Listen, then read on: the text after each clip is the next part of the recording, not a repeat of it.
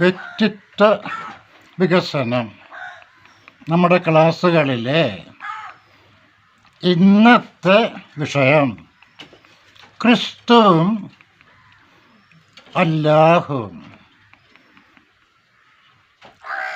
കാത്തുകൊണ്ടിരിക്കുന്ന എല്ലാ സ്നേഹമുള്ള സുഹൃത്തുക്കൾക്കും നമസ്കാരം. നമ്മുടെ ക്ലാസ്സിൻ്റെ അടിസ്ഥാനം ഏതെങ്കിലും വിശ്വാസ പ്രചരണം അല്ല. ആധ്യാത്മിക മനഃശാസ്ത്രമാണ് വിഷയം. ശാസ്ത്രം നമ്മുടെ സമകാലികരമായിട്ടുള്ള ആധ്യാത്മിക ജ്ഞാനികളുമായുള്ള സംസർഗം, അതിൽ നിന്നുള്ള അറിവാണ് പങ്കുവെക്കുന്നത്. ഇവിടെ ഏതെങ്കിലും പ്രത്യേക മതവിഭാഗത്തിനോട് പക്ഷപാതമില്ല. കാരണം ആഴത്തിൽ മനസ്സിലാക്കിയാൽ എല്ലാ മതങ്ങളുടെയും ലക്ഷ്യവും അടിസ്ഥാനവും ഒന്നാണ്. പാതകളിൽ വഴികളിൽ ആണ് ചിലപ്പോൾ വ്യത്യാസം കാണുന്നത്. ക്രിസ്തുമസ് സമയമാണ്. ലോക ആരാധ്യനായ ക്രിസ്തുദേവൻ്റെ ഒരു സെൻറ്റൻസ്, ഒരു വാക്യം ആവർത്തിച്ചുകൊണ്ട് ആരംഭിക്കാം. മറക്കരുത്, നമ്മുടെ പ്രഭാഷണത്തിൻ്റെ ഹെഡിങ് ക്രിസ്തുവും അല്ലാഹുവും. ക്രിസ്തുദേവൻ പറയും, നിങ്ങൾ ഈ ലോകത്തിലെ സർവവും ആർജിച്ചാലും സർവ സ്ഥാനമാനങ്ങളും നേടിയാലും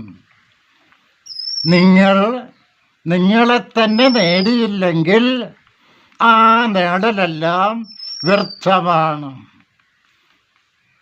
എന്താണ് ആ നേടലൊക്കെല്ലാം വ്യർത്ഥമാണ് എന്ന് യേശു പറയുന്നത്? കാരണം വെറും താൽക്കാലികമാണ്, ക്ഷണികമാണ് ആ നേട്ടങ്ങൾ.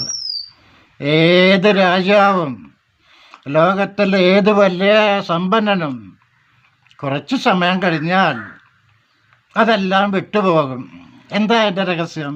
മരണം.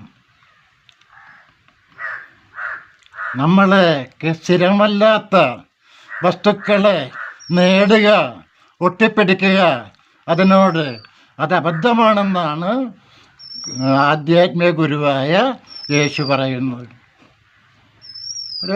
ഈ പഞ്ചതന്ത്രം പോലത്തെ ഒരു കഥയുണ്ട്. ഒരിക്കൽ ഒരു സർപ്പം, ഒരു പാമ്പ്, വെറും പാമ്പല്ല, രാഷ്ട്രീയ നേതാവും പണ്ഡിതനോട് അയാൾ ഇങ്ങനെ പോകുമ്പോൾ പെട്ടെന്ന് ഒരു യുവനേതാവിനെ കണ്ടു. യുവനേതാവ് എന്ന് പറയുന്നത് ഒരു തവള, ചെറുപ്പക്കാരൻ, കുറച്ച് അഹങ്കാരിയാണ്. ഓടിച്ചെന്ന് ഈ തവളയെ അങ്ങോട്ട് പിടിച്ച് ഇയാൾ വായിലാക്കി. ഈ സർപ്പം തവളയുടെ അരവര വായിലാക്കി. അങ്ങനെ സർപ്പം ആലോചിക്കാനായി. കഴിഞ്ഞ ദിവസങ്ങൾക്ക് മുമ്പ് ഇവൻ്റെ ഗ്രാൻഡ് ഫാദറിനെ, അയാൾ ഏതോ രാജ്യത്തിൻ്റെ പ്രസിഡൻ്റാണെന്നൊക്കെ പറയുന്നു, അയാളെ ഞാൻ വിഴുങ്ങിയതാണ്. കഴിഞ്ഞ ദിവസം അതിന് ശേഷമുള്ള ദിവസം ഒരു രാഷ്ട്രീയ നേതാവാണെന്ന് അവകാശപ്പെടുന്ന ഇയാളുടെ അങ്കിളിനെ ഞാൻ വിഴുങ്ങിയതാണ്. ഇന്നലെയോ മറ്റൊരു ബന്ധുവിനെ വിഴുങ്ങി. ഇന്ന് രാവിലെ ഞാൻ തവളകളുടെ മഹിളാ സമാജം പ്രസിഡൻ്റാണ്. മഹിളാ സമാജം പ്രസിഡൻ്റായ ഈ ചെറുപ്പക്കാരൻ്റെ ആൻറ്റിയെ വിഴുങ്ങി. അതെൻ്റെ വയറ്റിലുണ്ട്. അതുകൊണ്ട് എനിക്ക് ഇവനെ വിഴുങ്ങിയാൻ തിരക്കൊന്നുമില്ല. ഇവൻ എൻ്റെ വായിലിരിക്കട്ടെ, കുറച്ച് സമയം ഇവൻ്റെ വീരപ്രവൃത്തികൾ ഞാനൊന്ന് കാണട്ടെ. തവള ഭയങ്കര ബിസിയാണ്, ഒരു സർക്കാർ ഉദ്യോഗസ്ഥനെ പോലെയാണ്, ബിസിയാണ്. അപ്പോൾ പാമ്പിൻ്റെ വായിലിരിക്കുന്ന തവള തിരക്കിനിടയിൽ അരഭാഗം വായിൽ പെട്ടുപോയത് അറിഞ്ഞിട്ടില്ല. അപ്പോൾ ഇവൻ നാക്ക് നീട്ടി വരുന്ന മറ്റ് ജീവികളെ പിടിച്ച് തിന്നുകൊണ്ടിരിക്കുക. ആ സമയത്ത് ഒരു ചിത്രശല മുതലേ വന്നു. അപ്പം ഇവൻ ക്രോ എന്ന് ഒച്ചയെടുത്തൊന്നും പറഞ്ഞു, എൻ്റെ അടുത്ത് വാ, ഞാൻ സാധാരണക്കാരനല്ല, ഞാനിവിടുത്തെ വലിയ നേതാവാണ്, തവളകൾക്കിടയിലെ പണക്കാരനുമാണ്, ഞാൻ പറയണത് നിങ്ങൾ കേൾക്കണം. പേടിച്ച് ശലഭം അടുത്ത് കൂടി വന്നു. ഈ ശലഭത്തിനെ ഇവൻ നാക്കേറ്റി പിടിച്ചു. അവരിയ്ക്കുന്ന എവിടെയാണ്? പാമ്പിൻ്റെ വായല്ല. കുറച്ച് കഴിഞ്ഞപ്പോൾ അതിലെ ഓം എന്ന് പറഞ്ഞുകൊണ്ട് ഒരു തവള സന്യാസി വന്നു. തവള സന്യാസി വന്നിട്ട് പറഞ്ഞു, മകനെ, അപ്പോൾ പറഞ്ഞു, ഞാൻ വളരെ തിരക്കുള്ള ആളാ, സന്യാസിമാരുടെ സംസാരമൊന്നും കേൾക്കാൻ എനിക്ക് സമയമില്ല, ബിസിയാണ് ഞാൻ, ബിസി. അത് കേൾക്കും മോനെ, പറ്റില്ല, കേൾക്കാൻ പറ്റില്ല. മോനെ, നീ മരണത്തിൻ്റെ വായിലാണ് ഇരിക്കുന്നത്. അതെല്ലാ സന്യാസിമാരും പറയുന്നതാ, ഇതൊക്കെ ഞങ്ങൾക്കറിയാം. മരണത്തിൻ്റെ വായിലിരിക്കുകയെന്ന് പറഞ്ഞ് ഞങ്ങൾ എന്നെ സന്യാസിയാക്കാനെന്ന് നോക്കണ്ട. തവള മറന്നു, സർപ്പത്തിൻ്റെ വായിലിരിക്കുക കാര്യം മറന്നു. സന്യാസി പറഞ്ഞു, നീ അതൊന്നും മനസ്സിലാക്കാൻ ശ്രമിക്കൂ, സമയമില്ല, ഞാൻ ബിസിയാണെന്ന് പറഞ്ഞില്ലേ. നിങ്ങളെപ്പോലെയുള്ള ആളുകൾ ജീവിതത്തിൽ നിന്ന് വിളിച്ചോടിയവരാണ്.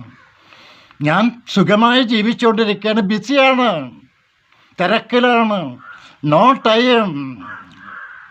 കുറച്ച് കഴിഞ്ഞപ്പോഴോ പാമ്പ് ഇയാളങ്ങനെ വിഴുങ്ങി, സമാധാനമായി. ഇതുപോലെയാണ് എല്ലാ മനുഷ്യരുടെയും ജീവിതം. നമ്മളെല്ലാം മരണമാകുന്ന സർപ്പത്തിൻ്റെ വായിലിരുന്നിട്ട് ബിസി, തിരക്കാണ്. രാജാവാകാൻ ശ്രമിക്കുന്നു, പ്രസിഡൻ്റാവാൻ ശ്രമിക്കുന്നു, ലോകത്തുള്ള സമ്പത്തെല്ലാം വാരിക്കൂട്ടാൻ ശ്രമിക്കുന്നു, മരണത്തിൻ്റെ വായിലിരിക്കുന്നു മറന്നുകൊണ്ട്. ഇത് പറയാൻ കാരണം ആധ്യാത്മിക അന്വേഷണം, ദൈവത്തെ അന്വേഷിക്കൽ അല്ല യഥാർത്ഥത്തിൽ തുടങ്ങുന്നത്. ആധ്യാത്മിക അന്വേഷണം തുടങ്ങുന്നത് ദൈവത്തെ എവിടെയുണ്ടെന്നുള്ള അന്വേഷണമേ അല്ല. കാരണം ദൈവമുണ്ടോ എന്ന് നമ്മൾ അന്വേഷിക്കുന്നതിന് പിന്നിൽ ഗൗരവമുള്ളൊരു കാര്യം വേണം. മരണമാണ് കാരണം. മനുഷ്യൻ നോക്കുമ്പോൾ അവന് അവസാനമുണ്ട്, അല്ലേ? അപ്പോൾ അവസാനമില്ലാത്ത എന്തെങ്കിലും മനുഷ്യനിലുണ്ടോ എന്ന അന്വേഷണമാണ് ആത്മീയ അന്വേഷണം. 2500 വർഷങ്ങൾക്ക് മുൻപ് കപിലവസ്തുവിൽ ജീവിച്ചിരുന്ന സിദ്ധാർത്ഥ രാജകുമാരനാണ് ബുദ്ധനായത്. സിദ്ധാർത്ഥ രാജകുമാരൻ എന്താ ചെയ്തത്? ജനിക്കും മുമ്പ് നല്ലവനായ കാരുണ്യവനായ പിതാവുണ്ട്, ശുദ്ധോധനൻ. അദ്ദേഹം കുറേ നാൾ കാത്തിരുന്നിട്ടാണ് ഇവൻ ജനിച്ചത്. അപ്പോൾ ഇവൻ്റെ പേര് സിദ്ധാർത്ഥൻ. സിദ്ധം ലഭിച്ചത്, അർത്ഥിച്ചത്, ആഗ്രഹിച്ച് ലഭിച്ചത് എന്നാണ് സിദ്ധാർത്ഥൻ എന്ന വാക്കിൻ്റെ അർത്ഥം. പഴയ കാലത്ത് സംസ്കൃതത്തിലോ അറബിയിലാകാം ഹീബ്രുവിലാകാം ആധ്യാത്മിക ആചാര്യന്മാർ വാക്കുകൾ ഉപയോഗിച്ചാൽ അനുഭവത്തിൽ നിന്നാണ്. ആ വാക്കുകൾക്ക് അർത്ഥം ഉണ്ടാകും. ഇന്നത്തെ പുതിയ തലമുറ വാക്കുകൾ ഉപയോഗിക്കുന്ന അർത്ഥം അറിഞ്ഞിട്ടല്ല, അതാണ്. അപ്പോൾ സിദ്ധാർത്ഥൻ ജനിച്ചപ്പോൾ ഫാദർ കൊട്ടാരമാകെ ആഘോഷിക്കുക. ഫാദർ അന്നത്തെ ജ്യോതിഷ ജ്ഞാനികളെ, ജ്യോത്സ്യന്മാരെ, ഇക്കാലത്തും ജ്യോത്സ്യന്മാരുണ്ട്. അതിലാഴത്തിൽ പഠിച്ചവർ പറയുന്നത് ശരിയായേക്കാം, അല്ലേ? ആഴത്തിൽ പഠിച്ച ആളുകളുടെ കുറവാണ് ഇവിടെയുള്ളത്. കുറേ കൊട്ടാര ജ്യോത്സ്യന്മാരെ വിളിച്ചു. കൃത്യം ഈ സമയത്താണ് എൻ്റെ മകൻ സിദ്ധാർത്ഥൻ ജനിച്ചത്. ഇവനെന്തായിത്തീരും പറയാമോ? ഇവനൊരു ചക്രവർത്തിയായി തീരണം, എൻ്റെ പിൻഗാമിയായി തീരണം. അതാണ് എൻ്റെ ആവശ്യം. 2-3 ജ്യോത്സ്യന്മാർ പ്രധാനപ്പെട്ടവർ 2 വിരൽ ഉയർത്തി കാണിച്ചു. വേറൊരു ജ്യോത്സ്യൻ 1 വിരൽ ഉയർത്തി കാണിച്ചു. അപ്പോൾ രാജാവ് ചോദിച്ചു, എൻ്റെ 2 വിരൽ ഉയർത്തുന്നത്? 2-1 സംഭവിക്കും. ഒന്നുകിൽ ഇവൻ ഒരു മഹാചക്രവർത്തിയാകും സിദ്ധാർത്ഥൻ, അല്ലെങ്കിൽ ഇവൻ ഒരു മഹാസന്യാസിയായി മാറും, ലോകപ്രശസ്തനായ സന്യാസി. രാജാവ് പറഞ്ഞു, ചക്രവർത്തി ആയാൽ മതി, സന്യാസിയാകണ്ട. അത് ശരിയല്ലല്ലോ. അപ്പോൾ അതിനെന്താ വഴി സന്യാസം തടയാൻ? അപ്പോൾ ഒരു വിരൽ പൊക്കിയ ജ്യോത്സ്യം പറഞ്ഞു, എന്ത് തടഞ്ഞാലും ഇവൻ സന്യാസിയാകും. അപ്പോൾ ആ ജ്യോത്സ്യയോട് പറഞ്ഞു, നിങ്ങൾ പുറത്തു പോകൂ, നിങ്ങൾ എനിക്ക് കാണണ്ട. മറ്റു ജ്യോത്സ്യന്മാർക്ക് പാരിതോഷികം കൊടുത്തു. അതിലൊരു ജ്യോത്സ്യം പറഞ്ഞു, എന്ത് ചെയ്യണം തടയാൻ ചെയ്യേണ്ടത്, ഇവൻ ജീവിതത്തിൽ ദുഃഖങ്ങൾ കാണരുത്, രോഗങ്ങൾ കാണരുത്, വാർദ്ധക്യം കാണരുത്, മരണം കാണരുത്. അതിനെക്കുറിച്ച് ആലോചിച്ചിട്ടാണ് ആളുകൾ സന്യാസത്തിലേക്ക് പോകുന്നത്. രാജാവ് 3 കൊട്ടാരങ്ങൾ ഇവന് വേണ്ടി പണിതു. വേനൽക്കാലത്ത് താമസിക്കാൻ ഒരു കൊട്ടാരം, വർഷക്കാലത്ത് വേറൊരു കൊട്ടാരം, തണുപ്പ് കാലത്ത് വേറൊരു കൊട്ടാരം. രാജ്യത്തുള്ള എല്ലാ സുന്ദരിമാരെയും കൊണ്ടുവന്നു. അവനെ ചുറ്റും നൃത്തം ചെയ്യാനും ആസ്വദിക്കാനും. രാജാവല്ലേ. എന്നിട്ട് അവരുടെ ജോലിക്കാരെല്ലാം പറഞ്ഞു, കൊട്ടാരത്തിലേക്ക് രോഗികളെ കടത്തി വിടരുത്, വൃദ്ധന്മാരെ കടത്തി വിടരുത്, മരിച്ച വാർത്ത എത്തിക്കരുത്. ഇവൻ പുറത്തേക്ക് പോകുമ്പോൾ ആരെല്ലാം കൂടെ പോകണം, മരിച്ചവരെ കാണിക്കരുത്. അപ്പോൾ ഇങ്ങനെ ഇരിക്കുമ്പോൾ ഒരു നീട്ടി പറയുന്ന കഥയല്ല. ഒരു ദിവസം അപ്പോൾ ഇവനെ നോക്കിയിട്ട് ഇതിലൊന്നും എത്ര താല്പര്യം തോന്നാത്ത ആളാണ്. ഒരു ദിവസം ഒരു രഥത്തിൽ അപ്പോൾ രഥമോടിക്കുന്ന ചരിയറ്റിയർ അയാളോടൊപ്പം ബുദ്ധൻ പുറത്തേക്ക് പോയി. സിദ്ധാർത്ഥ രാജകുമാരൻ പുറത്തേക്ക് പോയി. ആദ്യം കണ്ടു അത് ഒരാൾ വിഷമിച്ച് നടക്കുന്നത്. അപ്പോൾ ഇയാൾ രാജകുമാരൻ ചോദിച്ചാൽ മറച്ചു വെക്കാൻ ഒരു മടി, അതൊരു രോഗിയാണ്. ആ രോഗം എനിക്ക് വരുമോ? എല്ലാവരും ആർക്കും വരാം, ഇന്ന ആൾക്ക് വരില്ല എന്ന് പറയാൻ പറ്റില്ല. ഇപ്പോൾ രോഗിയായി പോകണം ഞാനാണോ ഈ സുഖ സൗകര്യത്തിൽ കഴിയുന്നത്? കുറച്ച് കഴിഞ്ഞപ്പോൾ ഒരു ആൾ മരിച്ച് ശവം കൊണ്ടുവന്ന് കണ്ടു. അപ്പോൾ എന്താണ് ചുവന്നുകൊണ്ട് പോകുന്നത്? അത് ഫാദർ പറഞ്ഞിരിക്കുന്നത്, മഹാരാജാവ് പറഞ്ഞേക്കുന്നതെല്ലാം മറച്ചു വെക്കാമെന്നാണ്. രാജകുമാരനോട് ചോദിച്ചപ്പോൾ അതൊന്നും പറയണ്ട, എനിക്കറിഞ്ഞേ പറ്റൂ. അത് മരിച്ച ആളാണ്. മരിച്ചതെന്ന് വെച്ചാൽ അയാൾ ശരീരത്തിൽ ഇനി ജീവനില്ല. അപ്പോൾ അയാൾ എന്ത് ചെയ്യും? അയാളെ കുഴിച്ചിടുകയോ കത്തിക്കുകയോ എന്തും ചെയ്യാം. അപ്പോൾ അയാളുടെ ജീവിതം തീർന്നോ? അതെ. അതേപോലെ എനിക്ക് സംഭവിക്കില്ലേ? തീർച്ചയായും സംഭവിക്കാം. അത് ശരി. ഈ ആർഭാടങ്ങളും സ്ഥാനമാനങ്ങളും രാജ്യസ്ഥാനം വെറും താൽക്കാലികമല്ലേ? ഉടനെ ഞാൻ മരിക്കുന്ന ഉറപ്പല്ലേ? അപ്പോൾ രഥമടിക്കുന്ന ആൾ പറഞ്ഞു, നമ്മുടെ ജീവിതത്തിൽ 100% ഉറപ്പുള്ള ഒരേ ഒരു കാര്യമാണ് മരണം. അത് ശരി. അതിൽ മരണമില്ലാത്ത എന്തെങ്കിലും ഉണ്ടോ എന്ന് പറഞ്ഞുകൊണ്ടിരിക്കുമ്പോഴേക്കും വേറെ സന്യാസി നടന്നു പോകുന്നു. അതാരാണെന്ന് ചോദിച്ചു. ഞാൻ പറഞ്ഞു, മരണമില്ലാത്ത എന്തെങ്കിലും ഉണ്ടോ എന്ന് അന്വേഷിക്കുന്ന ഒരു സന്യാസിയാണത്. അത് ശരി. ഇതൊക്കെ നിങ്ങൾ എന്നിൽ നിന്ന് മറച്ചു വെച്ചില്ലേ? ബുദ്ധൻ പറഞ്ഞു, എനിക്ക് മരണമുണ്ടെങ്കിൽ എനിക്ക് എന്തെല്ലാം കൂട്ടിവെച്ചാലും യേശുദേവൻ പറഞ്ഞ പോലെ നിരർത്ഥകമാണ്. സ്വപ്നം പോലെയാണത്. നാളെ ഞാനില്ലല്ലോ. ആ കൂട്ടിവെച്ച് കഴിഞ്ഞാൽ തമ്മിലൊരു ബന്ധമില്ലല്ലോ. സ്വപ്നമാണത്. ഉടനെ അദ്ദേഹം 29-ാമത്തെ വയസ്സിൽ രാജ്യം വിട്ട് രാത്രി തന്നെ സന്യാസം സ്വീകരിച്ചു പോകും. കാരണം പകല് സ്വീകരിച്ചാൽ അച്ഛനും പട്ടാളക്കാരെ പിടിച്ചവർ കെട്ടിയിടും. അങ്ങനത്തെ കാലമാണ്. പിന്നെ സത്യാന്വേഷണം വഴി ലോകഗുരുവായി തീർന്നു.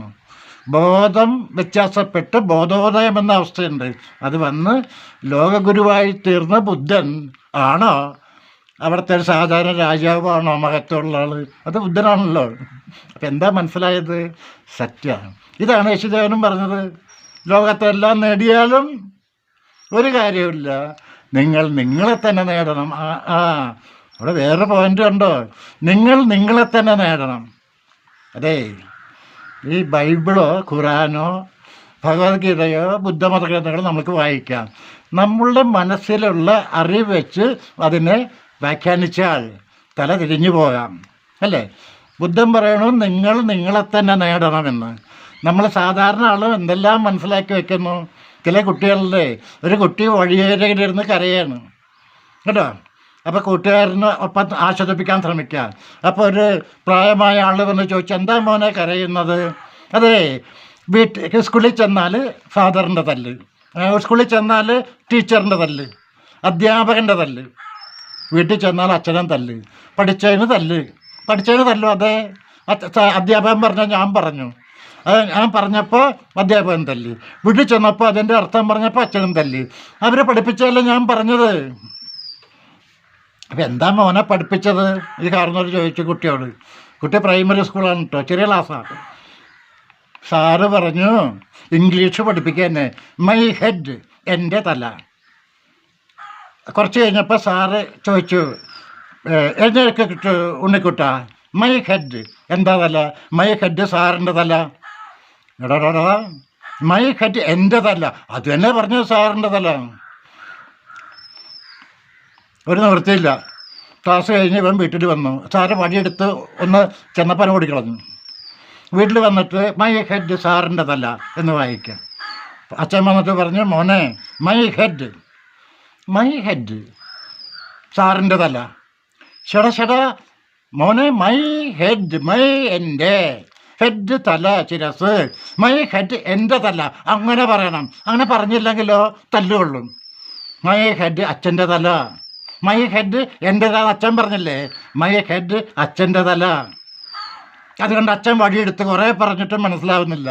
ഇവൻ ഓടി വന്നിരുന്ന് കരയപ്പോൾ അതായത് അതെങ്ങനെ മനസ്സിലാക്കിയ കുട്ടി മനസ്സിലാക്കിയ പോലെ തലതിരിഞ്ഞാണ് നമ്മുടെ നാട്ടിൽ ആധ്യാത്മിക ഗ്രന്ഥങ്ങൾ മനുഷ്യർ വായിച്ച് മനസ്സിലാക്കുന്നത്. കാരണം ആധ്യാത്മിക ഗുരുക്കന്മാരുമായുള്ള സമ്പർക്കം വന്നാലേ യഥാർത്ഥ അർത്ഥത്തിലേക്ക് കടക്കാനാവൂ. അപ്പം അവനവനെ കിട്ടിയാലേ അർത്ഥമുള്ളൂ എന്ന് യേശു പറഞ്ഞത് എന്താണെന്ന് ഞാൻ പറയാം. നമ്മുടെ ഉള്ളിലേക്ക് നമ്മളറിയാത്ത ഒരു കേന്ദ്രമുണ്ട്. ആ കേന്ദ്രം മനസ്സല്ല, മനസ്സ് കേന്ദ്രമല്ല. അതിലേക്ക് വരാൻ പതുക്കെ അല്ലേ അത്. അപ്പോൾ നമ്മൾ പറഞ്ഞു വന്നത് എന്താണെന്ന് വെച്ചാൽ,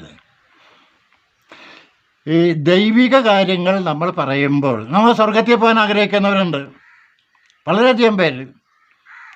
ഞാൻ സ്വർഗത്തിൽ പോകാൻ ആഗ്രഹിക്കുന്നവർ ഞാൻ എന്താണെന്ന് അറിഞ്ഞുകൂടാ. പിന്നെ ശരീരം പോണത് അല്ലേ? വലിയ വലിയ പണ്ഡിതന്മാർ പോലെ അങ്ങനെയാണ്. തോമസ് ഗ്രേ എന്ന് പറഞ്ഞ മഹാനായ കവി, അദ്ദേഹം പറയണം, മരണശേഷം ആളുകളൊക്കെ ഈ കുഴിമാടത്തിൽ കിടക്കും, അന്ത്യവിചാരണ ദിവസം ദൈവം വന്ന് വേർതിരിച്ച് സ്വർഗത്തിൽ കൊണ്ടുപോകും. അപ്പം മരണശേഷം സ്വർഗത്തിൽ പോകും. എവിടെ കിടക്കും? കുഴിമാടത്തിൽ ശരീരം കിടക്കും. ശരീരമാണ് പോകുന്നതെന്ന ധാരണ. ദൈവം ഇരിക്കുന്നതോ മഹാനായ മിൽട്ടൺ എന്ന കവി പറയുന്നത് ആവർത്തിക്കാനാണ്. 12 പുസ്തകം എഴുതിയിട്ടുണ്ടെങ്കിൽ എന്താ എഴുതിയേക്കെന്നറിയാമോ? 12 പുസ്തകത്തിൽ പാരഡൈസ് ലോസ്റ്റ്. അദ്ദേഹം പറയണേ, ഇതുവരെ സാഹസികതകളും പലതൊക്കെ എഴുതി. ഞാനിപ്പോൾ മഹത്തായ ഒരു രചന നടത്തുക. 12 പുസ്തകങ്ങളാണ് പാരഡൈസ് ലോസ്റ്റ്. പരദേശം നഷ്ടപ്പെട്ടു എന്നാണ് ആ വാക്കിൻ്റെ അർത്ഥം. അതിൽ അദ്ദേഹം പറയുന്നത്, സ്വർഗം ആകാശത്തെ നോക്കുക, മുകളിൽ കാണുന്ന മേൽത്തട്ടല്ലേ, അതിൻ്റെ 3 ഇരട്ടി മുകളിലേക്ക് പോയാൽ സ്വർഗം. അപ്പോൾ ഒരു ഇംഗ്ലീഷ് പ്രൊഫസർ പറയുന്ന കുട്ടികളോട്, മനസ്സിലായോ എവിടെ സ്വർഗമെന്ന്? പണ്ഡിതനായിട്ടുള്ള മിൽട്ടൺ 17-ാം നൂറ്റാണ്ടുകാരാണെന്ന് പറഞ്ഞു കേട്ടോ. സ്വർഗം ആകാശത്താണ്. അതിൽ പറയുന്ന ആധ്യാത്മിക രഹസ്യങ്ങൾ മിൽട്ടന് മനസ്സിലായില്ല. അത് തമാശ അല്ലേ? ദൈവം പുറത്താക്കി അറിവിൻ്റെ കനി തിന്നപ്പോൾ അത് ആപ്പിളാണെന്ന വിചാരം മിൽട്ടൻ്റെ. ഒരു കനിയാണെന്നാണ്. ദൈവത്തെ അനുസരിക്കാത്തത് കൊണ്ട് പുറത്താക്കി. യഥാർത്ഥത്തിൽ അറിവിൻ്റെ കനി തിന്നു എന്ന് പറഞ്ഞ അർത്ഥം, അതായത് ജ്ഞാനത്തിൻ്റെ കനി എന്ന് വേറെ ഭാഗത്ത് പറയുന്നുണ്ട്. ജ്ഞാനത്തിൻ്റെ കനി എന്ന് വെച്ചാൽ പാണ്ഡിത്യമാണ്. പാണ്ഡിത്യം ദോഷമെന്നാണ് ആ കഥയുടെ അർത്ഥം. എന്താണ് പാണ്ഡിത്യം? വാക്കുകളുടെ അർത്ഥമറിയാതെ വാക്കുകൾ കൂട്ടിവെച്ച് അറിവുണ്ടെന്ന് ധരിക്കുന്ന ഏർപ്പാടാണ് പാണ്ഡിത്യം. അത് ഭക്ഷിച്ചാൽ ദോഷമെന്നാണ് ബൈബിളിൻ്റെ സന്ദേശം. ആത്മാവെന്നൊക്കെ പറയില്ലേ, എന്താണെന്ന് അറിഞ്ഞൂടാ. മനുഷ്യന് ആത്മാവുണ്ട് എന്ന് കേട്ടോ കുട്ടികളെ? കേട്ടോ.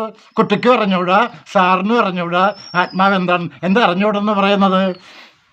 നമ്മളൊരു വസ്തുവിനെക്കുറിച്ച് ചിന്തിക്കുമ്പോൾ അത് നമ്മുടെ ഉള്ളിൽ ആ ചിത്രം വന്നാലേ അറിവാകൂ ആ വസ്തു, അല്ലേ? അങ്ങനെയല്ലേ അത്? ഏത്തപ്പഴം എന്ന് പറഞ്ഞാൽ ആ വസ്തു വരും മനസ്സിൽ, അല്ലേ? ആപ്പിൾ എന്ന് പറഞ്ഞാൽ ആ വസ്തു മനസ്സിൽ വരും, ആപ്പിള്. ആത്മാവെന്ന് പറഞ്ഞാൽ വല്ലതും വന്നോ? ഒന്നും വന്നില്ല. അതുകൊണ്ടോ അർത്ഥം അറിയില്ല. ആത്മാവ് അവനവൻ്റെ ഉള്ളിലേക്ക് എന്ന് ചൂണ്ടിക്കാണിക്കലാണ്. അന്വേഷിക്കാതെ മനസ്സിലാകില്ല. അപ്പോൾ ഈ വാക്കെല്ലാം കാണാപ്പാടം പഠിച്ച് അറിയാമെന്ന് ധരിക്കുന്ന ഏർപ്പാടാണ് എന്ത് പാണ്ഡിത്യം എന്ന അബദ്ധം. അപ്പോൾ അറിയാമെന്ന ഭ്രമത്തിൽ അവർ കഴിയും. അപ്പോൾ എന്തുണ്ടാകില്ല? ഒരിക്കലും യഥാർത്ഥ അറിവിലേക്ക് പോകാൻ പറ്റില്ല. അതാണ് ആ ബൈബിളിലെ സന്ദേശം. പാണ്ഡിത്യ അബദ്ധമാണ്, ജ്ഞാനം വ്യത്യാസമുണ്ട് എന്നതാണ്. ഞാൻ അന്വേഷിക്കണം, കണ്ടെത്താൻ, അല്ലേ? ഈ ലോകം ഒരു ക്ഷണികമാണെന്ന് മനസ്സിലാക്കിയിട്ട് അന്വേഷിക്കണം. അതാ നമ്മൾ, അപ്പോഴേ നമുക്ക് കണ്ടെത്താൻ പറ്റൂ, അല്ലേ? ഇനി നമ്മളെ ഖുറാനിൽ ഏറ്റവും അധികം ഉപയോഗിച്ചിരിക്കുന്ന വാക്കാണ് അല്ലാഹു. സത്യത്തിൽ വാക്കല്ല, ഒരു വാചകം. അത് എന്തിനാണ് ഞാനത് സംസാരിക്കുന്നത് വെച്ചാൽ, ഈ അല്ലാഹു എന്ന ആ ശബ്ദം ചൂണ്ടിക്കാണിക്കുന്നതാണ് ദൈവത്തെ. ആ വാക്കിന് ദൈവത്തിൻ്റെ നാമമല്ല അത്. കാരണം പറയാം, ഇതിൻ്റെ ചൂണ്ടിക്കാണിക്കുന്ന മീനിങ് കിട്ടിയത് സൂഫി ഗുരുക്കന്മാരിൽ നിന്നും അവസാനം ശ്രീനാരായണ ഗുരു ചൂണ്ടിക്കാണിക്കുന്നുണ്ട്. എന്താണെന്ന് വെച്ചാൽ, ദൈവത്തിന് നമുക്ക് പേരിടാൻ പറ്റില്ല. നമ്മൾ എന്തിനാണ് നാമകരണം ചെയ്യുന്നത്? നമ്മൾക്ക് അറിയാവുന്ന വസ്തുക്കളെ സാധിക്കൂ. ഇപ്പോൾ ഭാര്യ ഗർഭിണിയാണ്, കുട്ടി പുറത്ത് വന്നിട്ടില്ല, പേരിടാൻ പറ്റുമോ? നമ്മൾ പേരിട്ടു. എന്നാ പേരിട്ടത്? സുലോചന. പുറത്ത് വന്നപ്പോൾ ആൺകുട്ടിയാ, തെറ്റി, കണ്ടോ? അപ്പോൾ പേര് കൊടുക്കണമെങ്കിൽ നമ്മൾക്കറിയാവുന്ന ആളോ അറിയാവുന്ന വസ്തുവാകണം, അല്ലേ? മധുരക്കിഴങ്ങ് നമ്മൾ രുചിച്ചു നോക്കിയപ്പോൾ മധുരമുണ്ട്. കയ്പക്ക അഥവാ പാവയ്ക്ക രുചിച്ചു നോക്കിയപ്പോൾ കയ്പ, പേരിട്ടു, അല്ലേ? അപ്പം നമ്മൾക്ക് അറിയാവുന്ന വസ്തുക്കൾക്ക് മാത്രമേ നാമകരണം ചെയ്യാൻ പറ്റൂ. ഈ സംസ്കൃതത്തിലൊരു വാക്കുണ്ട്, സത്യം, സത്ത്, തത്ത്. അതാ രണ്ട് വാക്ക് കൂടിയ സത്യം. സത്ത് ഈ ലോകം, തത്ത് അറിയാൻ പറ്റാത്ത ലോകം. നമുക്കറിയില്ല, നമുക്ക് ഇന്ദ്രിയങ്ങളും മനസ്സിലും നമുക്ക് അറിയാത്ത ലോകമുണ്ട്. ഈ രണ്ട് ലോകവും കൂടിയതാണ് സത്തും തത്വം കൂടിയതാണ് സത്യം.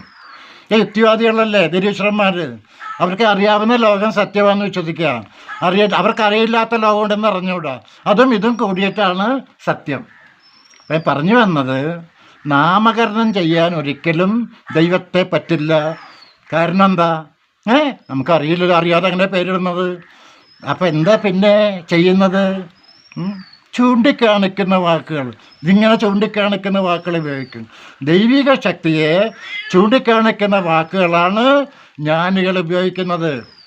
ദാറ്റ് എന്ന വാക്ക്, അത് എന്ന വാക്ക് ഉപനിഷത്തുകൾ ഉപയോഗിക്കും. പിന്നെ യഹോവ എന്ന് നിങ്ങൾ കേട്ടു കാണും. യാവൈ എന്നാണ് വാക്ക്, ഹീബ്രു വാക്ക്. യാവൈ എന്ന വാക്കിൻ്റെ അർത്ഥം നെയിംലെസ്, പേരില്ലാത്തതെന്ന് അവർക്കും അറിയാം. അന്നത്തെ പണ്ഡിതന്മാർക്കറിയാം, ദൈവത്തിന് പേര് കൊടുക്കാൻ പറ്റില്ല. പേര് കൊടുക്കണമെങ്കിൽ നാം അറിയണം. അപ്പം പിന്നെ വാക്കുകൾ ചൂണ്ടിക്കാണിക്കുന്നത്. ഇനി ഞാൻ പറഞ്ഞു വന്ന കാര്യം, ലോകത്തിലെ ഏറ്റവും മഹത്തായ ഗ്രന്ഥങ്ങളാണ് എല്ലാവരും, അല്ലേ? ഒരു ഗ്രന്ഥമാണ് ഖുർആൻ. ആ ഖുർആനിൽ ഏറ്റവും അധികം ഉപയോഗിക്കുന്ന വാക്കാണ് അല്ലാഹു. വാക്കല്ല, ഒരു വാചകമാണ്. സംസ്കൃതത്തിലും അറബിയിലും അതൊക്കെ സംഗീതാത്മക ഭാഷകളാണ്. 3 വാക്കുകൾ ചേർത്ത് ഒരു വാക്കുണ്ടാക്കാൻ പറ്റും. ഇപ്പോൾ തത്വമസി എന്നത് 3 വാക്കുകൾ ചേർന്ന ഒരു വാക്കാണ്, ഒരു സെൻറ്റൻസാണത്. അല്ലാഹുവും ഒരു സെൻറ്റൻസാണ്. ഇനി അല്ലാഹു എന്ന സെൻറ്റൻസ് ദൈവികതയെ ചൂണ്ടിക്കാണിക്കുന്നതെന്ന് പറഞ്ഞു. ദൈവികതയെ ചൂണ്ടിക്കാണിക്കാൻ ഉപനിഷത്തുക്കൾ നേതി എന്ന ഒരു വാക്ക് ഉപയോഗിക്കാറുണ്ട്. നേതി അതല്ല ഏതുപോലെ ഒരു ക്ഷേത്രം, ഒരു പള്ളിയുടെ സ്ഥലത്തുണ്ട്, അതിൻ്റെ ഇപ്പുറത്ത് കുറേ വഴികളുണ്ട്. ഒരു വഴിയിൽ എഴുതി വെച്ചേക്കാണ് ഇതിലെ എല്ലാ ക്ഷേത്രം, ആ വഴിയിലും ഇതിലെ എല്ലാ ക്ഷേത്രം, ഈ വഴിയിലും ഇതിലെ എല്ലാ ക്ഷേത്രവും എഴുതിയേക്കാം. കുറേ നടന്നു ചെന്നപ്പോഴോ അവിടെ ആ ബോർഡ് കാണാനില്ല, ഇതിലെ അല്ല എന്നുള്ള ബോർഡില്ല. നേരെ നടന്നു ചെന്നപ്പോഴോ ക്ഷേത്രത്തിലെത്തി. അതിൻ്റെ അർത്ഥം എന്താ? ഏത് അല്ല എന്ന് പറയുന്ന ആ വഴിക്ക് നീങ്ങാതെ നീങ്ങണം എന്നാണ് ഖുറാനിൽ അല്ലാഹു എന്ന സെൻറ്റൻസ് പറയുന്നത്. അത് ദൈവികതയെ ചൂണ്ടിക്കാണിക്കുന്ന വാക്കാണ്. അല്ലാഹു എന്ന ദൈവമാണെന്ന് വിശ്വസിക്കണം, തെറ്റില്ല കേട്ടോ. ഓരോരുത്തരും ഇഷ്ടം. ദൈവികത ചൂണ്ടിക്കാണിക്കുന്നതാണ് ഞാൻ ഉദ്ദേശിക്കുന്നത്. ഇനി എന്താണ് ആ വാക്ക് നോക്കാം നമുക്ക്, അല്ലേ? അറബിയാണ്. അറബി ഭാഷ അറിഞ്ഞതുകൊണ്ട് തത്വങ്ങൾ അറിയണമെന്നില്ല. ഇപ്പം സംസ്കൃതം പഠിച്ച പണ്ഡിറ്റുമാരുണ്ട്, വേദാന്തം ആത്മീയത ഒട്ടും അറിയാത്ത ആളുണ്ട്. അതുപോലെ സംസ്കൃത ഭാഷയുടെ അറിവ് ജ്ഞാനമല്ലാത്ത പോലെ അറബി ഭാഷ കുറേ പഠിച്ചതുകൊണ്ട് ആ ജ്ഞാനം വരണമെന്നില്ല. എങ്കിലും അടിസ്ഥാന അറബി ജ്ഞാനം അന്വേഷിക്കുന്നത് അറിയണം. അനി അല്ലാഹു എന്നുള്ള വാചകം എങ്ങനെ വരും എന്ന് നോക്കാം നമുക്ക്. എങ്ങനെ സത്യത്തെ ചൂണ്ടിക്കാണിക്കുമെന്ന് നോക്കാം. വളരെ ശ്രദ്ധിക്കണം. വേദാന്തത്തിലുള്ള ആശയം തന്നെയാണിത്, ഉപനിഷത്തിലെ ആശയം തന്നെയാണ് അല്ലാഹുവിനുള്ളത്. ഒരു വ്യത്യാസമില്ല കേട്ടോ. അല്ലാഹു എന്നുള്ളത് ഞാൻ മുറിച്ചു പറയാം. ലാ ഹുവ, അൽ ലാ ഹുവ. ഇനി തന്നെ മലയാളം പറയാം. അൽ അതെ, അത് അത് അത് അല്ലെന്ന് വെച്ച വാക്കിൻ്റെ അർത്ഥം അതെന്നാ. ലാ അല്ല, അത് അല്ല, അത് അല്ല. ഹുവ അവൻ, ഹുയി ആണ് അവൾ, ഹുവ അവൻ. അപ്പോൾ അത് തന്നെ സെൻറ്റൻസിലാക്കി പറഞ്ഞു നോക്കിയാൽ അല്ലാഹു അല്ലാ ഹുവ, അത് അവൻ അല്ല, അത് അവൻ അല്ല. അവൻ ഉദ്ദേശിച്ച് നമ്മൾ ദൈവികത അല്ലേ, ദൈവികത അവൻ എന്നാ പറയുന്നത്. അത് അല്ല, ഏതല്ല, ഇതാണ് പ്രശ്നം. ഇത് മനസ്സിലാക്കാൻ വേണ്ടി വേദാന്തത്തിലെ ആ അടിസ്ഥാനാശയം വഴി വിശദീകരിക്കാൻ ശ്രമിക്കാം. ശ്രദ്ധിച്ചേ പറ്റും, അല്ലെ മനസ്സിലാവില്ല. അത് അവനല്ലയിൽ അത് എന്താണെന്നാണ് പറയാൻ പോണത്. നമ്മൾ ജീവിതത്തിലെ അനുഭവങ്ങളെ വ്യാഖ്യാനിക്കാൻ പഠിക്കണം. വ്യാഖ്യാനിക്കാൻ പഠിക്കുക.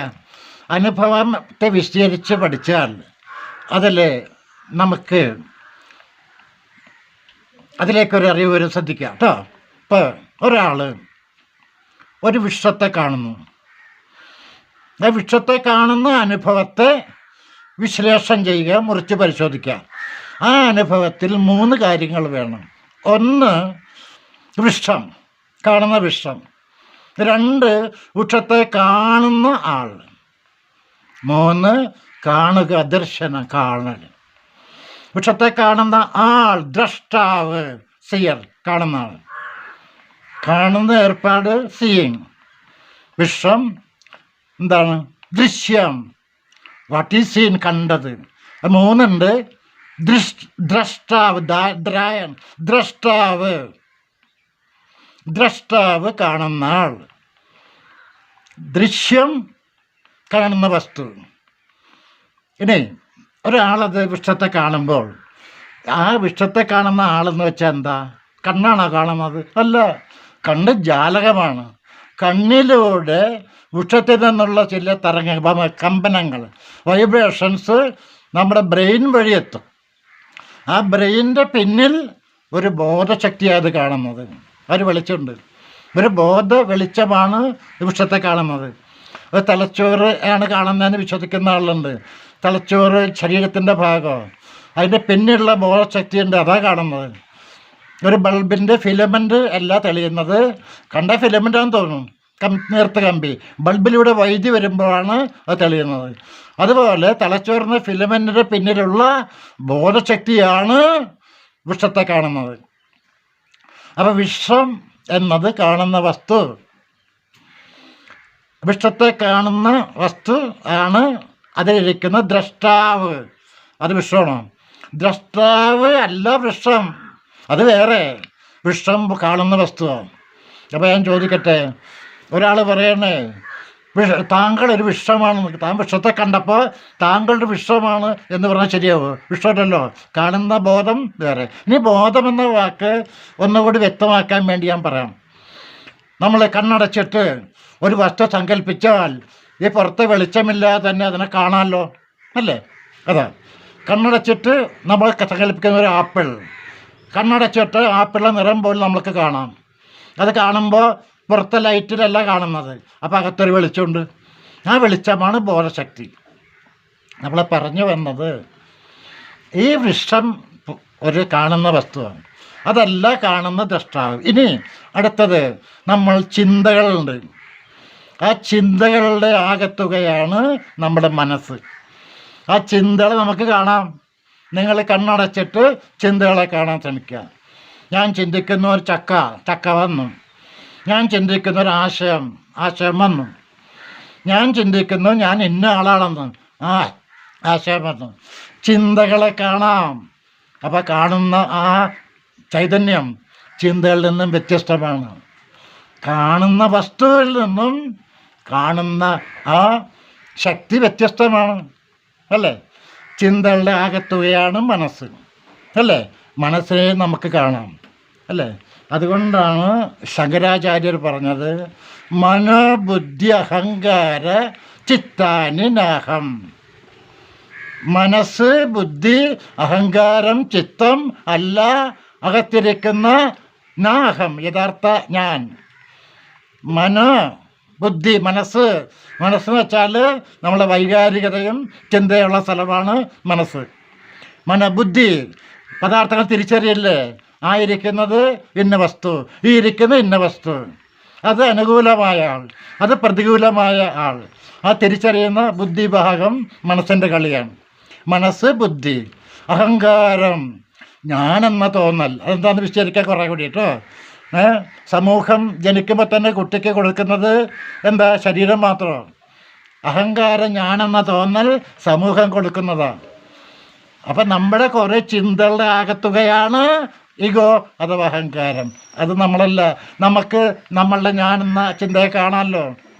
മനസ്സ്, ബുദ്ധി, അഹങ്കാരം, ചിത്തം എന്ന് വെച്ചാൽ ഈ ഓർമ്മകളെല്ലാം, ചിന്തകളെല്ലാം ഇരിക്കാനായിട്ട് ഒരിടം വേണ്ടേ? ആ ഇടമാണ് ചിത്തം. സ്മരണകൾക്കിരിക്കാൻ സ്ഥലം വേണം. ആ ചിത്തവും ഞാനല്ല. ഇതിനെയെല്ലാം കാണുന്നത് ആൾ ഇതല്ലല്ലോ. അല്ല, ഇപ്പം നിങ്ങൾ ഒരു പുസ്തകം കാണുന്നുണ്ട്, ആ പുസ്തകമാണോ നമ്മൾ? അല്ല, പുസ്തകം കാണുന്ന വസ്തുവാണ്. കാണുന്ന വസ്തു നമ്മളെല്ലാം ഒന്ന് വേർതിരിച്ചറിയണം, വിവേചിച്ചറിയണം. വിവേകം വേണം, അല്ലെങ്കിൽ അറിയാൻ പറ്റില്ല. അതുപോലെ നമ്മളെ ശരീരത്തെ കാണുന്ന വസ്തുവാണ്. ശരീരം നമ്മളുടെ ബോധം കാണുന്ന വസ്തു മാത്രമാണ്. നമ്മളെന്താ കരുതുന്നത്? ശരീരമാണ് നമ്മളെന്ന്. അപ്പോൾ കാണുന്ന വസ്തുവല്ല നമ്മൾ. ശരീരം നമ്മൾ കാണുന്ന വസ്തുവാണ്. ഏതുപോലെ? നമ്മൾ വിഷത്തെ കാണുന്ന പോലെ. ശരീരമല്ല. എല്ലാവരും കരുതുന്നത് എന്താ? ഞാനൊരു പുരുഷനാണ്, ഞാൻ ശരീരമെന്ന് വിചാരിച്ചിട്ടാ. ഞാനൊരു സ്ത്രീയാണ്, ഞാൻ ശരീരമെന്ന് വിചാരിച്ചിട്ടാ. പുരുഷനും സ്ത്രീയും വ്യത്യാസം അകത്തിരിക്കുന്ന ആ ബോധത്തിനില്ല. കണ്ടോ? അപ്പം നമ്മളുടെ കേന്ദ്രം ആ ബോധമാണ്. പക്ഷേ ആ ബോധം ഒരു തീപ്പരി പോലെ ചെറുതാണ്. വളരെ ചെറിയ ബോധം നമുക്കെല്ലാവർക്കും ഉള്ള. അതേ പ്രത്യേകത. അപ്പോൾ പറഞ്ഞു വന്നത് എന്താ? മനസ്സ്, ബുദ്ധി, അഹങ്കാരം, ചിത്തം, ഈ കാണുന്ന ലോകം, ഇതെല്ലാമാണ് അല്ലാഹു എന്നതിലെ അത് ഞാൻ, അത് അവൻ അല്ല.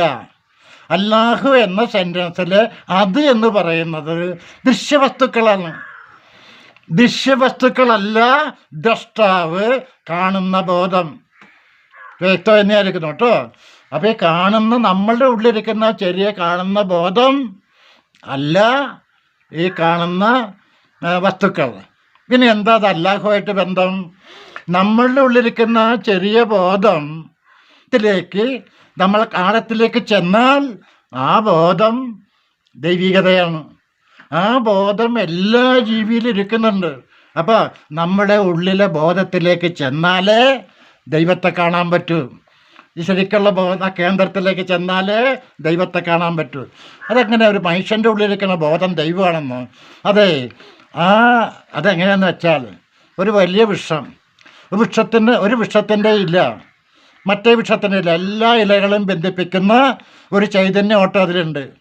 അതുപോലെ ഉപനിഷത്ത് പറയുന്നുണ്ട്, ഏകദൈവ സർവഭൂതേഷു കൂട. ഏകദൈവം, ഒറ്റ ദൈവം, സർവഭൂതേഷു, എല്ലാ ഭൂതം ഭവിച്ചത് ജീവികൾ, ഭൂതേഷു ഗൂഢ, നിഗൂഢമായിരിക്കുന്നു. ഏകദൈവം എല്ലാ ജീവികളിലും നിഗൂഢമായിരിക്കുന്നു. സർവവ്യാപി, അതെല്ലായിടത്തും വ്യാപിച്ചിരിക്കുന്നു. സർവഭൂതാന്തരാത്മാ, എല്ലാ ഭൂതങ്ങളുടെയും സംഭവിച്ചവരെയും ആന്തരാത്മാവാണ്. അപ്പോൾ ആ ദൈവിക ശക്തി നമ്മളിലുള്ളത് പോലെ ലോകത്തെ സർവ്വ ജീവജാലങ്ങളിലും ഉണ്ട്. ചെടികളിലുണ്ട്, മരങ്ങളിലുണ്ട്, ഇഴജന്തുക്കളിലുണ്ട്, മൃഗങ്ങളിലുണ്ട്, പക്ഷികളിലുണ്ട്, അല്ലേ? ജീവനില്ലാത്ത വസ്തുവിൽ പോലും വളരെ ആഴത്തിൽ അന്തർലീനമാണെന്നാണ് പറയുന്നത് ആര്യഋഷിമാർ. അപ്പം അല്ലാഹു എന്ന പദത്തിൻ്റെ അർത്ഥം ചുരുക്കി ഇങ്ങനെ പറയാം: നമ്മളീ കാണുന്ന ലോകമോ, നമ്മളീ കാണുന്ന നമ്മുടെ മനസ്സോ ചിന്തകളോ, അല്ലേ, ഞാനെന്ന തോന്നലോ എല്ലാം മാറ്റമുള്ളതും ക്ഷണികവുമാണ്. അതിനെല്ലാം കാണുന്ന ദൈവിക ബോധം അല്പം നമ്മൾക്കുണ്ട്. ആ ദൈവിക ബോധത്തിലേക്ക് നമ്മൾ ചെന്നാൽ ലോകം മുഴുവൻ നിറഞ്ഞിരിക്കുന്ന ദൈവിക ചൈതന്യത്തെ കാണാം എന്നാണ് അല്ലാഹു എന്ന വാക്കിൻ്റെ അർത്ഥം. അതിമഹത്തായ അതി അതി അതി അതി സ്വർണത്തെക്കാളൊക്കെ 10,000 ഇരട്ടി വില പിടിച്ച വാക്കാണ് അല്ലാഹു എന്നത്. അടുത്ത കാലത്ത് ചില മൊബൈൽ ഫോണിലെ വാട്സാപ്പിൽ അതിലൊക്കെ യൂട്യൂബിലൊക്കെ കുറേ ആളുകൾ ഇറങ്ങിയിട്ടുണ്ട്, നിരീശ്വരന്മാർ. നിരീശ്വരത്തെ ഒരു വിശ്വാസം മാത്രമാണ്. ചില കാര്യങ്ങൾ അന്വേഷിക്കാൻ അറിയില്ല എന്ന് പറയും. അറിയില്ല എന്ന് പറയുന്ന വിശ്വാസികൾ, വിശ്വാസം പോരാ, നമ്മളെ പോലെ അന്വേഷിക്കണം. വിശ്വാസികളുടെ മനസ്സെങ്ങനെ ചിലപ്പോൾ തുറന്നു വരും, അല്ലേ? അവിശ്വാസി അതൊരു വിശ്വാസമാണ്, ഒരു മനസ്സ് 100% അടഞ്ഞിരിക്കും, അല്ലേ? വളരെ കഷ്ടമാണ് അവരുടെ അവസ്ഥ. വടക്ക് കൊറിയ എന്ന് പറഞ്ഞ സ്ഥലമുണ്ട്, നോർത്ത് കൊറിയ, വടക്കൻ കൊറിയ. അവിടെ ഭരിക്കുന്ന കമ്മ്യൂണിസ്റ്റ് എന്ന പേര് ഒരു ഭരണമുണ്ട്. ആ ഭരണകർത്താവ് ഖുറാനോ ഭഗവത്ഗീതയോ മതഗ്രന്ഥങ്ങളോ നിരോധിച്ചേക്കുക. അത്ര മൂഢനാണ് ആൾ. എന്താ കാരണം? അത് മനസ്സിലാക്കാനും തലയില്ല, അതെല്ലാം തെറ്റാണെന്ന് അന്ധവിശ്വാസത്തിലാണ്.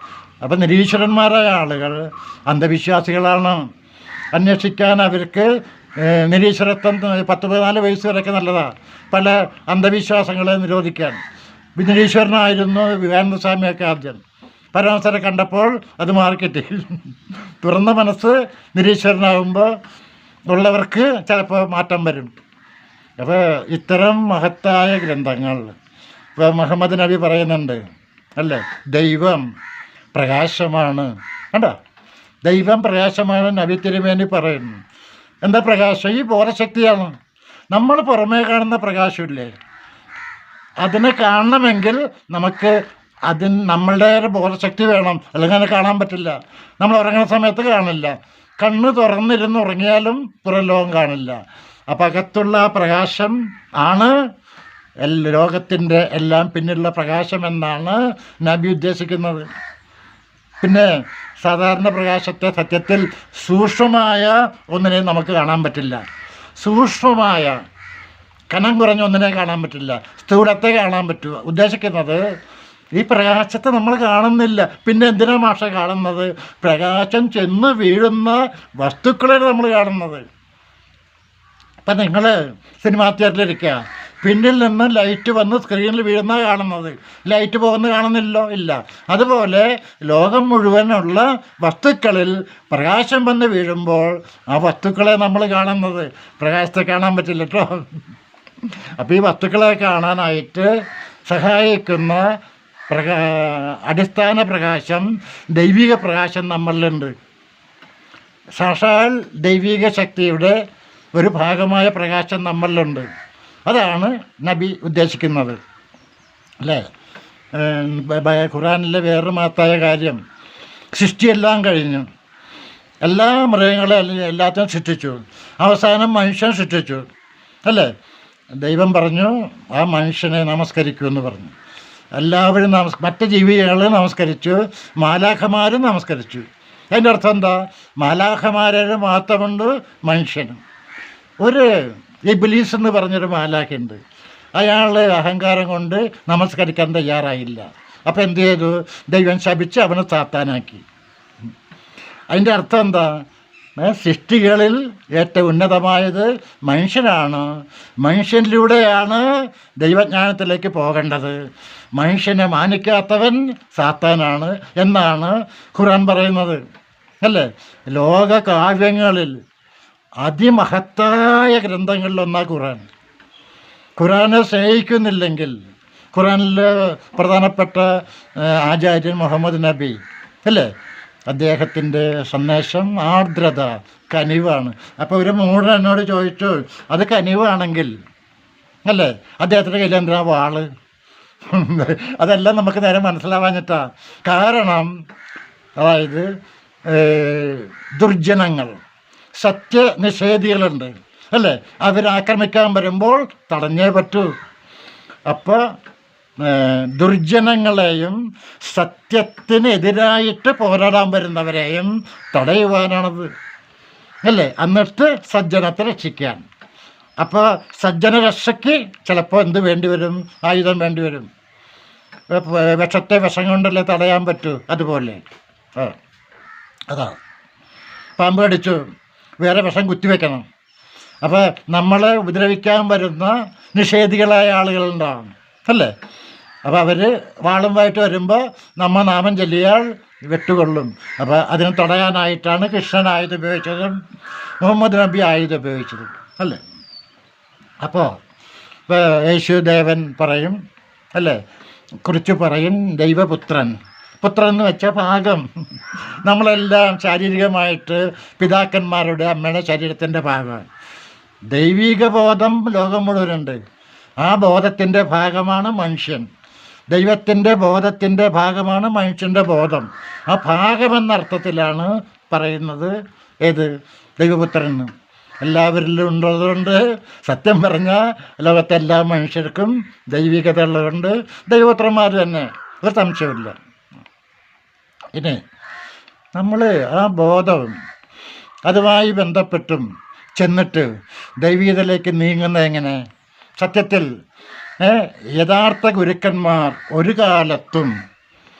കാലത്തും ദൈവം എന്താണെന്ന് വ്യാഖ്യാനിക്കുകയും വർണ്ണിക്കുകയും ഒച്ചപ്പാണ്ടാക്കുകയും ചെയ്യല്ല. ഒരു മതങ്ങളും നല്ല മതങ്ങൾ, അതല്ല അവരുടെ പ്രാധാന്യം, അതല്ല അവരുടെ ഊന്നൽ. പിന്നെ എന്തിലാ ഊന്നൽ? വഴികളിലാണ്. ദൈവമോ സത്യമോ ഉണ്ടെങ്കിൽ അതിലേക്ക് പോകുന്ന മാർഗങ്ങളാണ് അറിവുള്ളവർ സംസാരിക്കുന്നത്. ആ മാർഗങ്ങളിലൂടെ നീങ്ങിയാൽ എവിടെ എത്താം? ദൈവിക ശക്തിയിലെത്താം, അല്ലേ? അതെ, ആദിശങ്കർ എന്ന് പറഞ്ഞ ഒരു ആചാര്യൻ പറയും, പല വഴികളുണ്ട് കേട്ടോ. ലോകത്തുള്ള പല മതങ്ങളിലും പല വഴികളുണ്ട്, പാതകൾ വ്യത്യസ്തം, ലക്ഷ്യം ഒന്ന്. അതാണ് പല മതങ്ങളിലും പല കാലഘട്ടങ്ങളിലും ഉണ്ടായ ഗുരുക്കന്മാരാണ്. അക്കാലത്തെ ജനങ്ങൾക്ക് പറ്റിയ രീതിയിൽ സംസാരിക്കുമ്പോഴാണ് ഈ വ്യത്യാസം തോന്നുന്നത്. ശ്രീകൃഷ്ണൻ്റെ കാലം യേശുവിന് ഒരു 5000 കൊല്ലം, 1550 കൊല്ലം മുമ്പാണ്.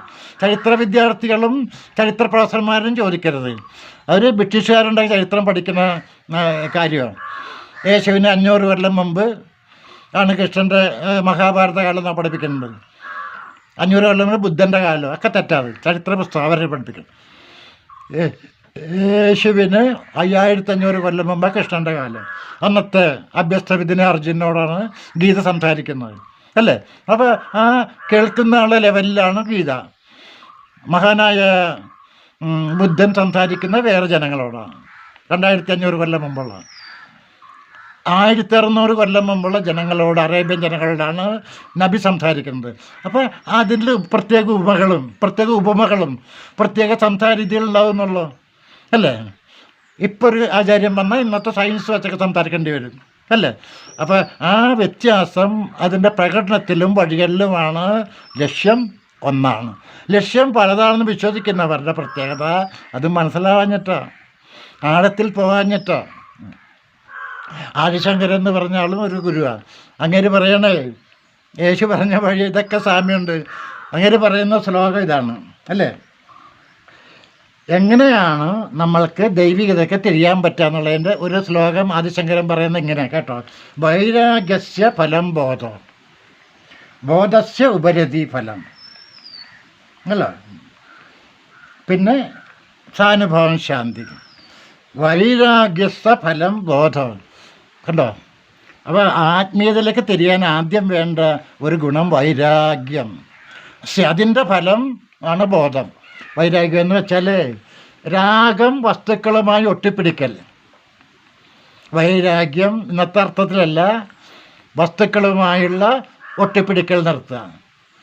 ആശയങ്ങളുമായി ഒട്ടിപ്പിടിക്കലും പാടില്ല. ഒരാൾ കമ്മ്യൂണിസ്റ്റുകാരനാണ് അല്ല, അപ്പോൾ പണ്ട് കാറൽ മാർക്സ് നിരീശ്വരനാണ്. ആ ആശയമായിട്ട് ഒട്ടിപ്പിടിച്ച ഒറ്റ പിടിച്ചേക്കാം, രക്ഷയില്ല. ആരെന്ത് പറഞ്ഞാലും കേൾക്കില്ല, രക്ഷയില്ല. അപ്പോൾ രാഗം ഒട്ടിപ്പിടിക്കൽ വന്നു അല്ലേ. ആശയങ്ങളുടെ ഒട്ടിപ്പിടിക്കുക അല്ലേ. ഏതെങ്കിലും മതം ശരിക്കും പഠിക്കാത്ത ആൾ പറയും ഞങ്ങളുടെ മതം ശരി, നിങ്ങളുടെ മതം തെറ്റ്. ഞങ്ങൾ ആ ഒരു ആശയമായിട്ട് ഒട്ടിപ്പിടിച്ചാൽ പ്രശ്നം അല്ലേ. വ്യക്തികളായിട്ട് ഒട്ടിപ്പിടിക്കുക, ലോകവുമായിട്ട് ഒട്ടിപ്പിടിക്കുക. എന്താ ലോകമായിട്ട് ഒട്ടിപ്പിടിക്കാൻ യേശുദേവൻ പറയുന്നത്? അത് വ്യർത്ഥമാണ്. കാരണം ഇത് മരണമുള്ളത് കൊണ്ട് ലോകം ക്ഷണികമാണ്, സ്വപ്നം പോലെയുള്ള. ഇത് കുറച്ച് കഴിഞ്ഞാൽ പോയി, പോയി, വന്നു, പോയി. ലോകത്തുള്ള സർവ്വസമ്പത്തും കൂട്ടിവെക്കാൻ ശ്രമിച്ച ആളാണ് അലക്സാണ്ടർ ചക്രവർത്തി. ലോകത്തിൻ്റെ ഏറ്റവും വലിയ പഴയ സമ്പന്ന. 34 വയസ്സിൽ ആരോ വിഷം കൊടുക്കാനായിട്ട് ചെയ്തു. രോഗം വന്നു ചെല്ലും പറയുന്നുണ്ട്. മരക്കാൻ പോകുമ്പോൾ പറയും എന്നെ ശവപ്പെട്ടിയിൽ കൊണ്ടുപോകുമ്പോൾ എൻ്റെ 2 കൈകളും പുറത്തേക്ക് ഇട്ടേക്കുമെന്ന് അലക്സാണ്ടർ ചക്രവർത്തി പറയും. എന്താ കാരണം? ഒന്നും കൊണ്ടുപോകാൻ പറ്റില്ല. അപ്പോൾ ഒട്ടിപ്പിടിച്ചിട്ടുള്ള കാര്യമുണ്ടോ? ഇല്ല. ഒട്ടിപ്പിടിക്കായിക വന്നാൽ അതാണ് വൈരാഗ്യം. ലോകവസ്തുക്കളോട്, ബന്ധുജനങ്ങളോട് അല്ലേ, സ്വന്തമെന്ന് കരുതുന്ന ആളോട്, സ്വന്തം പാർട്ടിയോട്, സ്വന്തം ദേശത്തോട്. സ്വന്തം ദേശം എന്നുള്ള അബദ്ധം ലോകം മുഴുവൻ ഒന്നാണ്. ഓരോ നാടും ഓരോ ജയില് പോലെ, അത്രേ ഉള്ളൂ.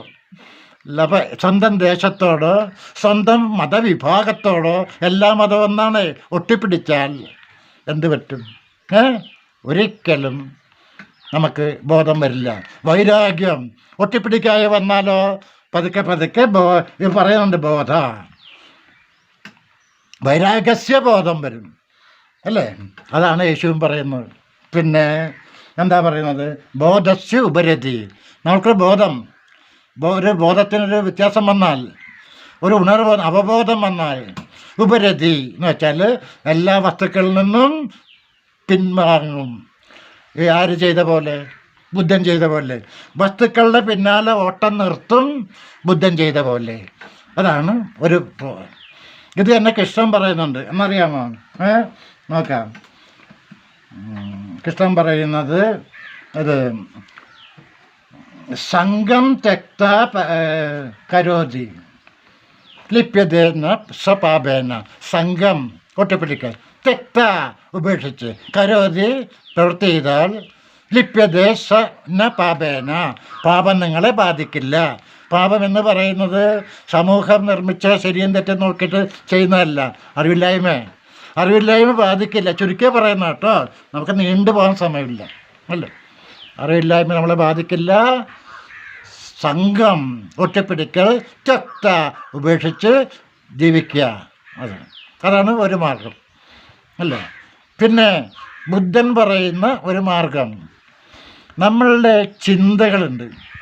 ഈ ചിന്തകളും അഹം ഉണ്ട്. അഹം പോകണം. ഇനി യേശുവിനെ കുറിച്ചാണ് പറഞ്ഞു തന്നതല്ലേ. യേശുവിൻ്റെ ഒരാൾ ചോദിച്ചേ, ചുരുക്കി പറയും കേട്ടോ, 10 മിനിറ്റ് കൂടി.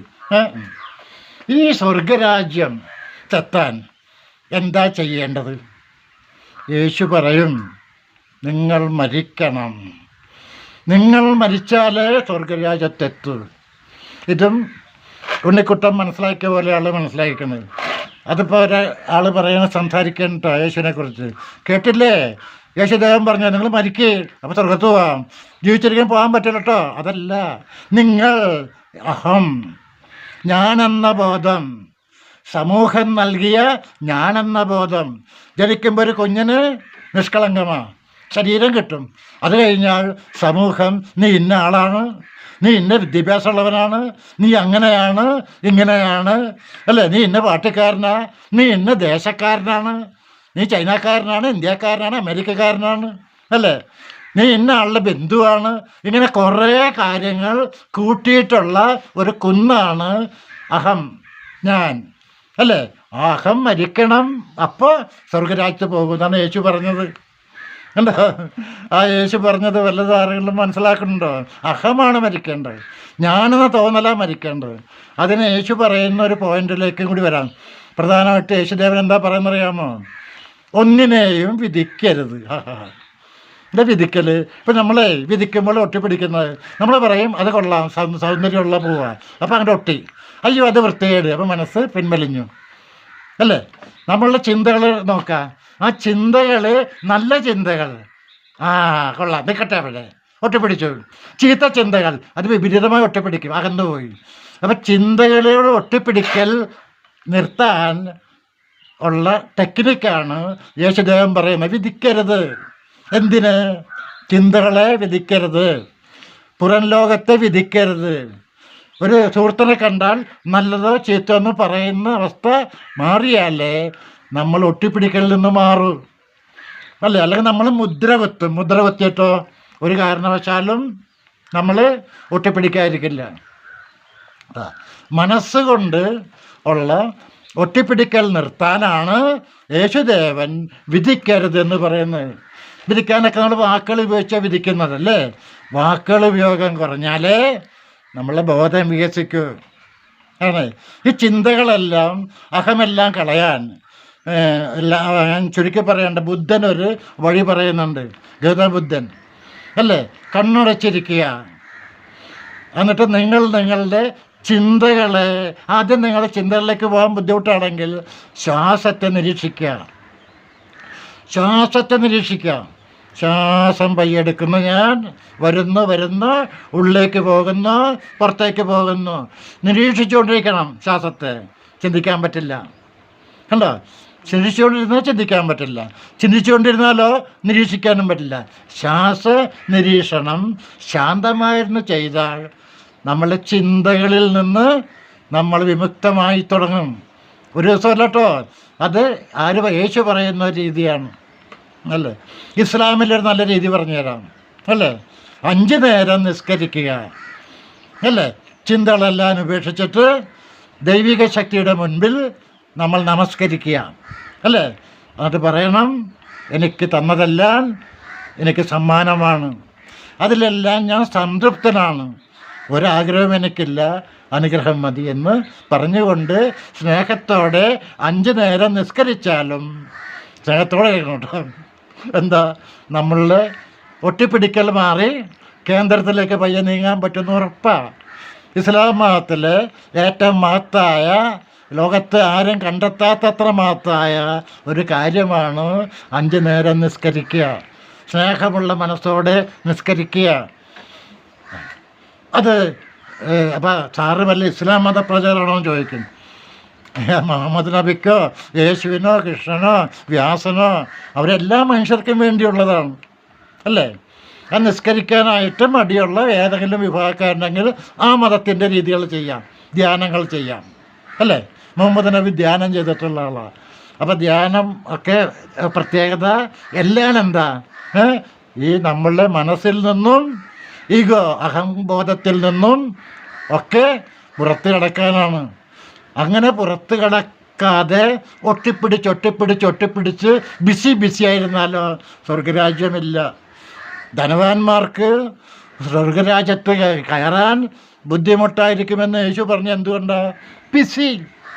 24 മണിക്കൂറും പാമ്പിൻ്റെ വായിലിരുന്നു കൊണ്ട് തവള കാണിക്കുന്ന തിരക്കല്ലേ, അതാണ് എല്ലാവരും കാണിക്കുന്നത്. പാമ്പിൻ്റെ വായിൽ, മണ്ണത്തിൻ്റെ വായിൽ.